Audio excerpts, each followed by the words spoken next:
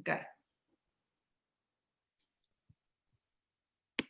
There we go. Looks like we're live. Here we go. Thanks. Okay, thank you.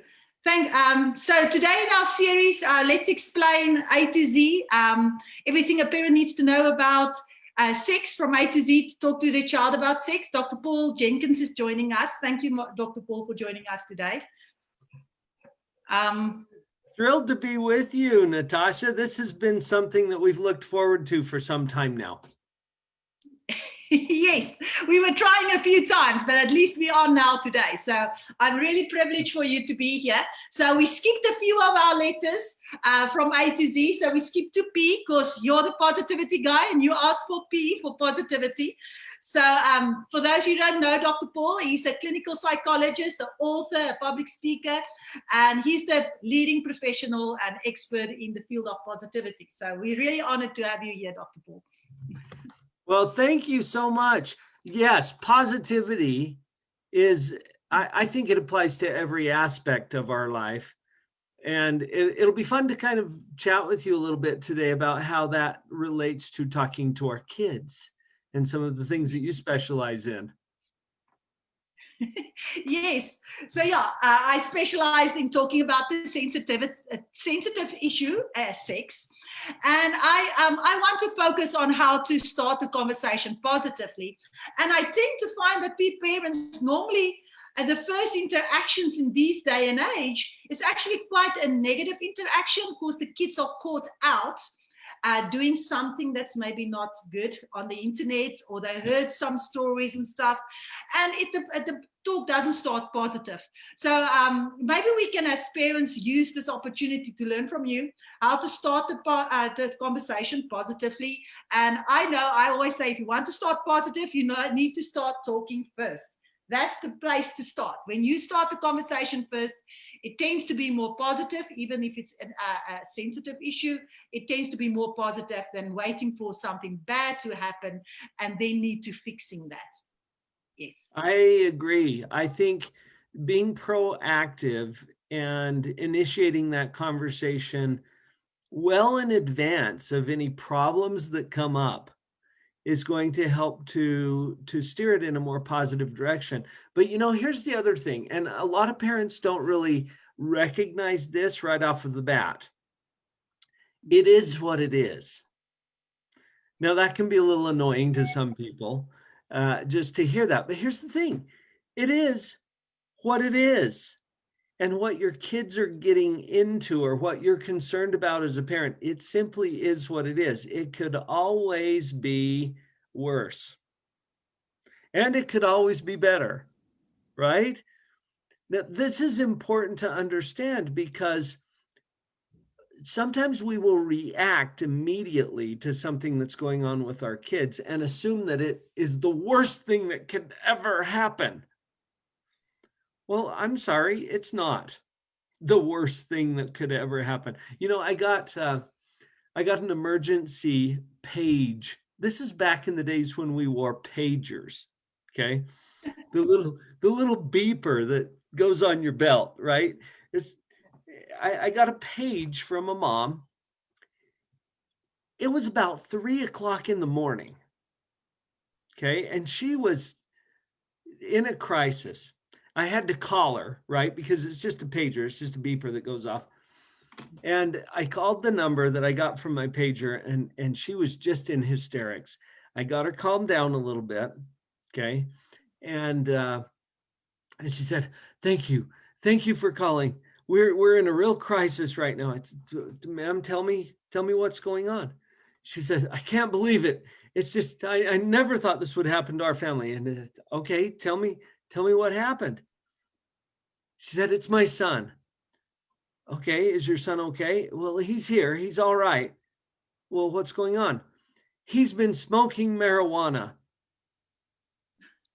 Okay, now it's 3 o'clock in the morning, Natasha, right? Yeah. And I tried to help her understand, yeah, this is really important, but it's not an emergency. It's not urgent. Well, yeah. It wasn't to her. Here's the thing. Her son had been smoking marijuana for probably 3 or 4 months. Mm. It was a crisis because she just found out about it. Yes. And I acknowledged to her, yes, this is important. It's not urgent. Let's do the right thing, not the fast thing. Yeah. And it goes right back to what you were saying, because if we wait to have these conversations with our children until a crisis happens, then we are not in a good frame of mind to address it. We're in our fight or flight mode. We're in crisis. Staying positive has everything to do with remaining in control of the equipment of our own mind. Okay. And the positivity models that I teach and that you're certified in as well. These models help us to understand how to operate the equipment so that we can do the right thing, not the fast thing, so that we can Yes. do the appropriate thing, not the crisis thing. And Yes. so I gave you that example because I thought that was a pretty good example of crisis interfering with effective communication. Yes. So Yeah, I'm laughing because I have the exact same experience with parents on that calls me and said, I got this a naked photo of a boy on my girl's phone, and they like, and it is, it's not good, okay, but yeah. in that situation, your response as a parent is crucial, because if we are saying to them, you are dirty, or this is gross, or they get reprimanded, they will not come back to you. And your response, like you say, is what's the right thing to do in that moment, not just to let your fight and flight overtake you and just go to the quick fix. Yes. That's really important. That is really crucial when we're talking about positivity. So go back to what I said before. It is what it is. Okay. Yeah. Her son is smoking pot. Her daughter just got naked pictures on her phone. Okay. It is what it is. When we go into crisis as parents, it's because we're imagining a situation that's better than that. And that's not what we have. And compared to not having my son smoking pot or my daughter having naked pictures on her phone, compared to that, this is really a crisis. But here's the thing. Well, let me give you another example. I had an opportunity not too long ago to give a keynote presentation at the state prison. Okay, and as I walked into this room filled with probably 90 to 100 men, some of whom were younger than my own sons. Okay, it's all my sons are adults, but these guys were barely adults, some of them. And some of them were older than my father, but here's this room of inmates, all of whom have parents, okay? They had a mom, they had a dad at some point at least. And so I share that with you because whatever's going on with your child, and maybe your child is in prison, okay. I know other parents whose children were tragically killed in an accident. I know other parents whose children sued them in court. I mean, we could go on and on and on, but the point is, whatever your package is simply what it is. It could always be worse. And would you rather trade what you've got for something worse? No, you would never want to do that. But calling that to your mind helps you to remember, okay, all right, so it's not that bad. Now, when you go to that space, and I'm not saying that it's not important or that it's not painful or difficult, whatever it is you're facing, I'm just saying it could always be worse.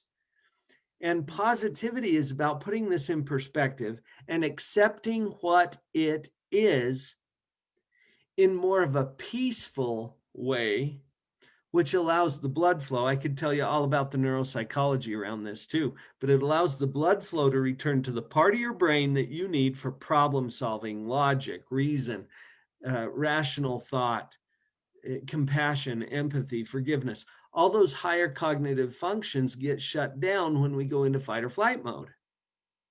And I know I'm jumping into a whole other area here, Natasha, but I just want to really emphasize the importance of thinking about our own thinking, tuning into what it is our own mind is doing, because that affects how we show up for our kids.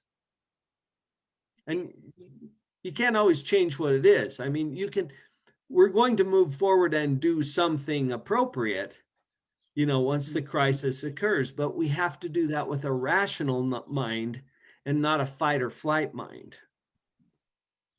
Yes, that's really powerful, because we tend as parents to go in fight and flight when it comes to our kids' safety and their behaviors. And I love what you always say about what's our job as a parent. And when your girl comes home and she's pregnant, what is our job as a parent? Maybe you can say. This is something that I harp on my YouTube channel. I come back to it in almost every parenting video we've put out, and there's probably close to 700 videos there now. What's your job as a parent? To love them, no matter what, and even if. No matter what, and even if. Notice that your job is not to make sure that they anything. And we get stuck there as parents sometimes, make sure that they really, can you make sure that they are safe? Make sure that they stay away from sex. Make sure that they stay away from drugs. We are really bad at that as parents. And our kids prove it to us all the time. We can't make sure that they anything. And when we do, we get all controlling and we get all uptight and we feel like we're not doing our job as a parent. Your job is to love them no matter what and even if. And this ties into positivity again, because when you understand your job is to love them, then you're already doing your job. And you don't have to get trapped in that funky place where it's, oh, I'm a bad parent. No, you're not. If you love your child, love them no matter what and even if. And then that in turn helps to keep us out of the fight or flight mode. We can show up in a more positive way for our kids. Yes. And that's important when it's in a fight and flight situation, to stay positive and have a cool mind to say, what's my next step to take? So I know you always say, and I want to quote you, say, don't respond until the adrenaline is gone. I love that quote of yours. Because that's appropriate. When you catch them a naked photo on a phone or whatever, don't respond until the adrenaline is gone, because then it's not going to serve you well. Because if you want to continue the talk and want your child to come back to you with more problems in the future, you must make sure that there's a positive way to approach them with this situation. Yes. And I love the way you direct our thoughts that way. Yes. Can I share 2 quick brain hacks? Yes, please. You're the positive. How we do that? So there's 2 things that I would encourage that we practice or try. Okay. Number 1, and this will help to keep us out of the fight or flight mode so that we are showing up with positivity. Number 1 is this: I can handle this. Okay. Simply say that to yourself. I can handle this. One of my clients showed me on his wall yesterday. He pulled down a plaque off of his wall and he showed it to me, and it said, I've got this. Okay. Now this might not sound like it has anything to do with having conversations with our kids about hard discussions. Well, it does, because if you tell yourself as a parent, I've got this, then you're going to be able to approach it with a clear mind. Okay. Feeling that you can't handle something is the primary source of fear and anxiety. And that's a simplification of a process that, if you think about it, every fear comes down to a common belief, and that belief is, I can't handle this. So tell yourself the opposite. I can handle this. I've got it. Okay, so that's the first one. That's a good tip. All right, now the second one, this one is weird, but just roll with me on this. Ask yourself, after you've told yourself, I've got this, I can handle this, then ask yourself, what's good about this? That's hard. I know, Okay. but it works. Okay, what's good? What's good about it? And you're going to have a little fight on your hands because your brain is going to say, well, what could possibly be good about this? And it's not even a question. It's a statement disguised as a question. Yeah. So turn it back into a question. What could possibly be good about this? Now let's go to the examples. Okay. Yeah. Let's use the examples. I was thinking about our examples. You got a naked photo on your girl's phone. Your daughter's phone has a naked picture of some guy on it. Okay. What could possibly be good about this? Now, I'm not saying that you have to feel good about the photo or about the situation, but take the whole context of everything. What could possibly be good about this? Here's one. I am now aware of something that I needed to be aware of. Okay, is that good? That's good. That's really, really good. It is. And most parents would agree. Okay. And it's not something you wanted to know, but check it out. If you had to choose between going on in ignorance and allowing this thing to continue without your knowledge, or being in the loop now, which one would you choose? And even though it's difficult, and then go back to Natasha, you guys, she can teach you how to have conversations with your kids about these kinds of topics. But the point is, you ask yourself, what is good about this?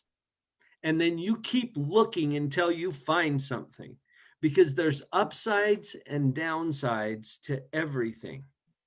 And when something like this happens, we are wired to focus on the part that we don't like, the hard part, the difficult part, the painful part, the part that we don't want. Okay.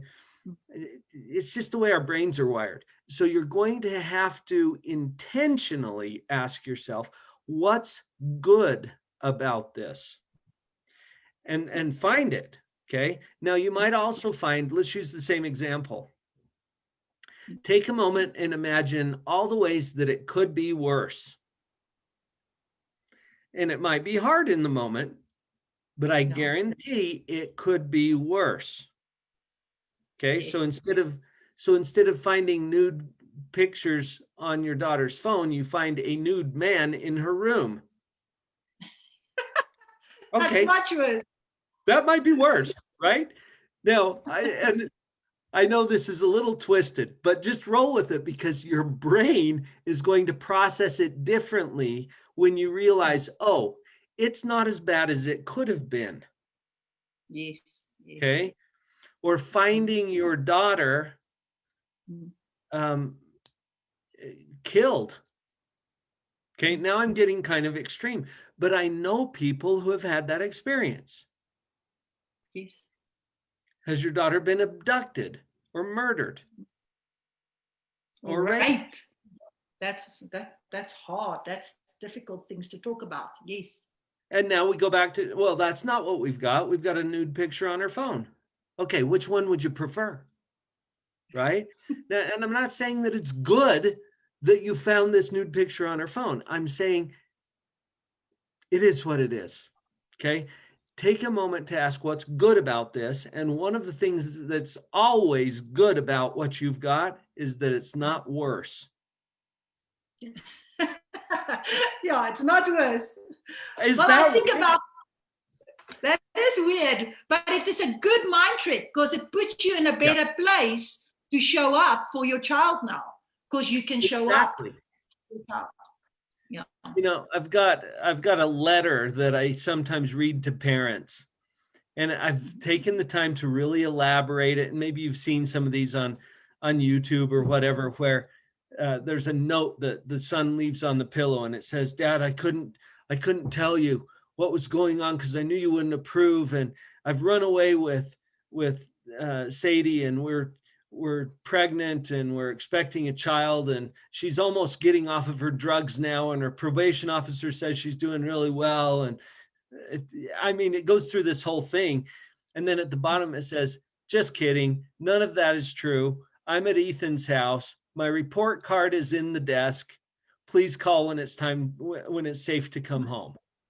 Right? Because it's a funny example of how, a kid might try to build it up that I did this and I did that, and you're not going to like this. And then it's, "No, I'm just kidding. It's just my report card, but let me know when it's safe to come home." See, that changes the mindset of the parent. And you don't have to wait for a crisis to happen to start practicing this. Think about all the things that are bothering you about your child right now. And realize that they're not some of the things we've been throwing out here as extreme examples. Yes. And knowing that those examples are actually happening out there. It's not that we make it up. You have experience in this example. So It's truly beneficial. Yes. Definitely. You can't shock me, Natasha. I've been a shrink for 30 years. And I've heard some of the darndest crap you can imagine. It's crazy what happens in people's lives. And honestly, that has been a real blessing to me, because I get to go home every day and feel really, really good about what I've got. Yes. Appreciate your wife and husband. I appreciate my husband a lot. Yes. Yeah, yes. Right. Yeah, Yes. and your kids, because even though you're having challenges and problems with your kids, which, by the way, welcome to Earth. That's kind of parenting 101. That's what we do. Even though you're having challenges and difficulties with your kids, it's not what it could be. Yeah. Either way, better or worse, it is what it is. And be grateful for what it is, because it could always be worse. Yeah. And I love, you say grateful. I love your great gratitude exercise, to be grateful for, in that difficult situation, to be grateful because it can always be worse. And where you say what's good about that, that is showing you can be grateful. It can always be worse. Right. All right. Yes. So I was thinking about an example of a client that I've been helping, and she naturally came to the conclusion of what's good about that. It just triggered the memory of that client. And she actually also, her child was 16 and we're doing a lot of things that obviously a mother don't want to hear a 14-year-old do. And after the whole counseling process and everything we went through together, at the real end, I think it was our second last session, she said she's so grateful for this process because she has never been so close to her daughter than now after this whole process. Yeah. Now, it was a hard, tough process. When that girl came in the first time, she was sitting with a hoodie over her head and she didn't look us in the face, and she was so mad. She didn't want to be here. Right. And that's just what's good about this. Well, it took them the time to get to what's good about that. And it's okay if you're not there yet, but there surely is if you focus, like Dr. Paul is explaining. It's a really powerful exercise for us to do. Yeah. Thanks for that, Dr. Paul. Oh, you're welcome. And you're right. Gratitude is one of the most powerful ways to change our own positivity. It puts us into a positive mode faster than anything that I know. And so practicing that gratitude, and especially kind of like we talked about with this last brain hack, if you can ask what is good about this, what is there to be grateful for about this? Yes. And you'll always find something. I had another family whose daughter made an attempt on her own life. She had become suicidal. She had made an attempt. She went to the hospital. Well, what is there to be grateful for about that? It's like asking what is good about this. Mm. And that one incident has given them time together in meaningful conversations that they never would have had without it. Oh, And, yes. and notice I'm not suggesting that you go do that in order to bring about the meaningful conversations. There's other ways to trigger that, but this is the result that came for this particular family, and they are grateful for that. Well, that puts them in position to do some powerful things as they move forward. Yes. And that's the power of positivity. Fantastic. Yes. Thanks so much, Dr. Paul. So I want to actually, to the listeners, tell them that Dr. Paul have your parenting power up. I love your parenting power up. I want to refer them to that. So we collaborated actually. I refer to your parent power up a lot in my program as well. So if you want to hear more about Dr. Paul's positive stories and how to be more positive as a parent, we can connect you to Dr. Paul. I can put a link in here when we're done. I'm not, should I put it in now? I'm not sure. I'll add it to at the end. Okay, so we can connect you like that, Dr. Paul. What did you want to say? Thank you. And I wanted to acknowledge something you just said, because Natasha, you and I have collaborated to provide value for people that is far beyond what either of us are doing individually. I know that your Let's Explain platform online has your programs in it, but it also has access to my programs, including the Parenting Power Up. So I would encourage people to check that out. They get such a value from that. And you mentioned the YouTube channel. We've got the Parenting Power Up program. There's a lot of resources available, but I wanted to acknowledge that collaboration, because a lot of what I'm doing, you and I have collaborated to make sure is available on your site, which I think is cool. It is really cool. Yeah, and now I get to have refer to Dr. Paul on my platform, and to go and listen to an expert. And a lot of things that you discussed today there is available there, and I want to thank you for that. Dr. Paul has also books available. He has a podcast. You can connect to his podcast. There's a lot of resources available that Dr. Paul is offering for us. So connect with us. I'll put in a link so that you can connect with us and see what we have more to offer. But I want to thank you, Dr. Paul, to join me. And we've done P now, so I will jump back to the other letters so they can stay tuned and listen next week to our next letter.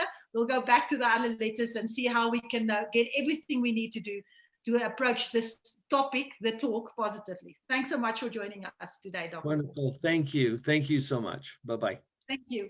Bye.